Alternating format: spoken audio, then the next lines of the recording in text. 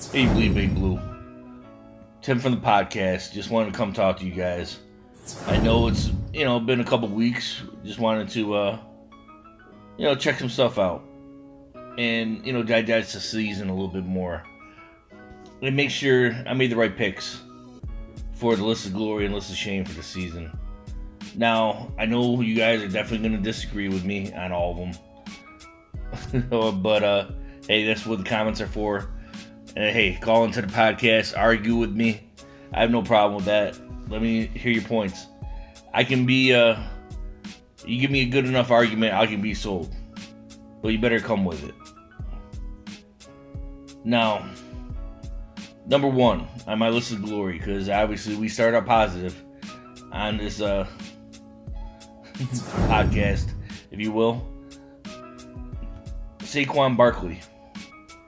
I don't know who else could be our number one on our list of glory, because honestly, he was our whole offense. He was the reason you almost tuned into the game, because there's really not a whole lot of other reasons too, especially when we were out of it. But this rookie had 1,307 yards rushing, 11 rushing touchdowns, 91 catches for 721 yards, and still four touchdowns receiving. Now, that's pretty solid. That's, over 2,000 combined yards, the magic number.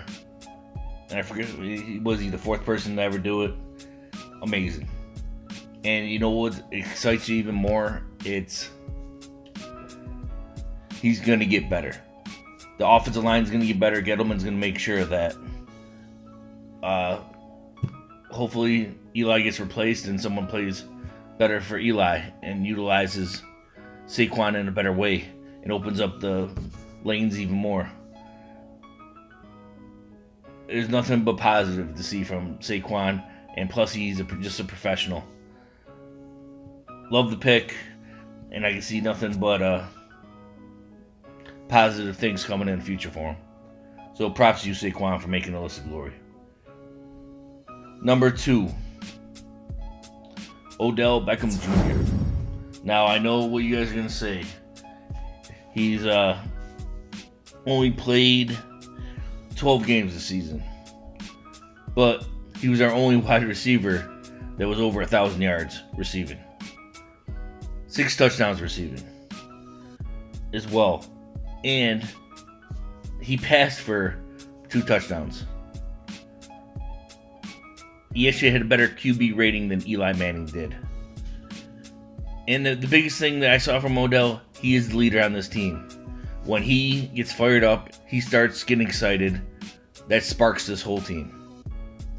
And that's what you guys got to realize, especially some of the Odell haters out there, is he's a big leader on this team. These guys love him in the locker room, and you can tell. So, Odell, keep playing the way you're playing. Hopefully you stay in the field, stay healthy. And you can spark this team to a playoff run. As Giants fans, it's pretty nice having the combination of Saquon Barkley and Odell Beckham Jr. as weapons on our offense. Number 3. I gotta go with, it's kind of a surprise one. It's Landon Collins. Now, I test being, I didn't think Landon Collins had his best season, but the guy was all over the field. He was our leading tackler, and that was only through 12 games. He's still our leading tackler after a full season. Now, I don't know if that just says the defense played that horribly and no one else wanted to step up, or Landon Collins is just all over the field the way he pretty much has been his whole career. Now, would I like a lot more turnovers from him? Obviously. But, hey, I'll take what I can get. And I know he's a leader on this team, and he'll make other people better. And obviously he's a hustler. And what Giants fan doesn't like that? So props to you, Landon Collins, for making the list of glory. Now, the list of glory wouldn't be complete without a certain special teamer. And all you Rosas recognition crew know who I'm talking about. Aldrich Rosas. We went into this season scared about our kicking game because you brought in no competition whatsoever. But when it came down to it, you were one of the best players on our team. You missed one field goal all season, and that was over 50-yarder. And you missed one extra point. Whatever, we can deal with it. But you played fantastic all season. You were solid, and we couldn't ask for anything more from a kicker. So, props to you, Aldrich Rosas, for making the list of glory for the season. Now, the list of shame for the season. It's kind of tough to put our whole season on a few people, but I'll do my best. Number 1, and this is the one that I know I'm going to get torn up for. And come on and bring it in the comments and call the podcast. Eli Manning, you are on the list of shame. We went into this season pretty much knowing we didn't have the greatest defensive personnel. And we didn't even have the full personnel for Betcher's defense. And this offense was going to have to carry this team. The problem is, this offense didn't even try to carry this team for the first, 5 games? It was pretty disgusting. And Eli, you were the main reason for it. Your average, what was your average yards per attempt? It was like 7 yards. And it's probably giving you some. Because as much as I love Saquon's stats, the one stat that bothers me is, why does Saquon have 91 catches? It's because you don't pass the wide receivers. You don't, and you focus on Odell too much. When he got out of there, you actually played a lot better with Sterling Shepard and Evan Ingram. Again, a guy that you weren't taking advantage of. Eli, I love you. I think you're one of the best Giants players ever. But I think your career is done. I can see the arm strength is going. I can definitely see that you're gun shy. I know you were sacked, 47 times or something to that extent. And as much as we want to blame it all on the offensive line, the second you saw somebody even coming at you, you just dove to the ground. And you can't extend plays that way. You can't win that way. And every time you got touched, you fumbled.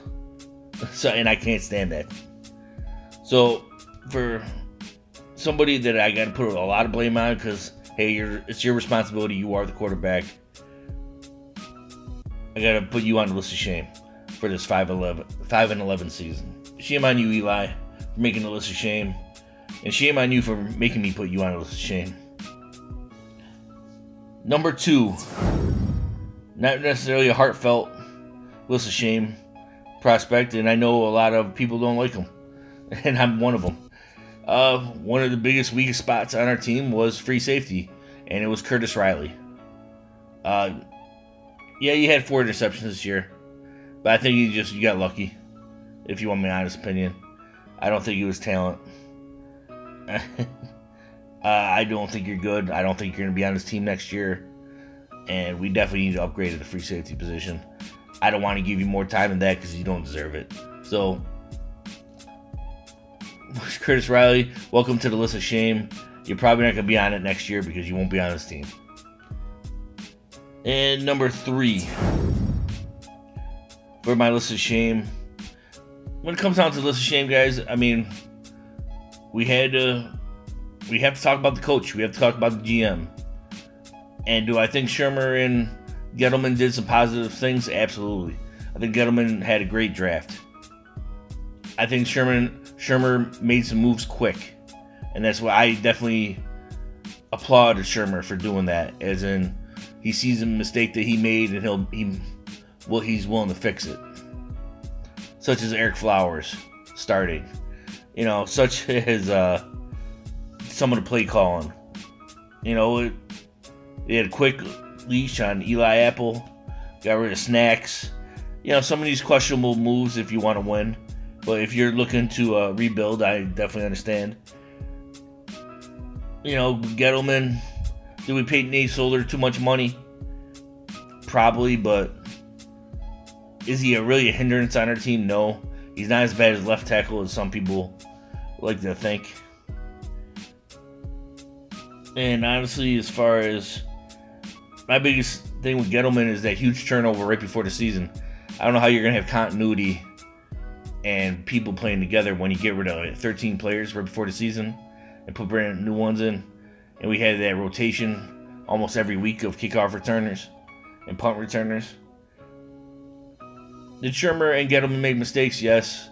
They definitely did some positive as well, but when it's a 5-11 season, there's no way those guys can't be on the list of shame. Or shouldn't be on the list of shame. Because it's a huge... it's on their decisions.